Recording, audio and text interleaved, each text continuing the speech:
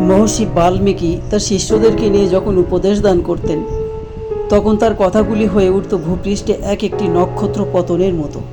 তিনি বলতেন, একজন রাজাকে সর্বদা উচ্চ বিচার বুদ্ধি সম্পন্ন চরিত্রের সাথে আদর্শবাদীও হওয়া উচিত, তবেই সে আসল প্রজাপালক। কথাটি অন্যভাবে বলতে গেলে একজন মানুষকেও হতে হবে উচ্চ বিচার বুদ্ধি সম্পন্ন এবং আদর্শবাদী, তবেই সে সমাদৃত হবে সমাজে।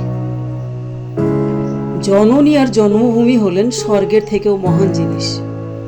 আপনার মধ্যে সাহসিকতা, কাপুরুষতা কিংবা দুশ্চরিত্র মনোভাব যদি থেকে থাকে, তাহলে সেটা আপনার চরিত্রের মাধ্যমে স্পষ্ট বোঝা যাবে।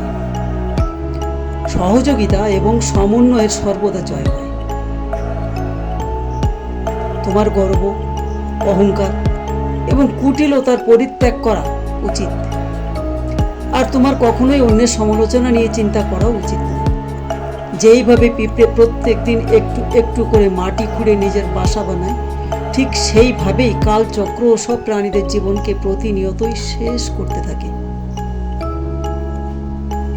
মহর্ষি বাল্মীকি আরও কিছু কথা বলেছেন, উচ্চাকাঙ্ক্ষা দ্বারা পরিপূর্ণ মন সর্বদা খালি থাকে, এই জন্য সেটা কখনোই কোথাও শান্ত হতে পারে না। যেমনভাবে নিজের গোষ্ঠীর থেকে বিচ্ছিন্ন হয়ে একটা হরিণ অশান্ত হয়ে পড়ে।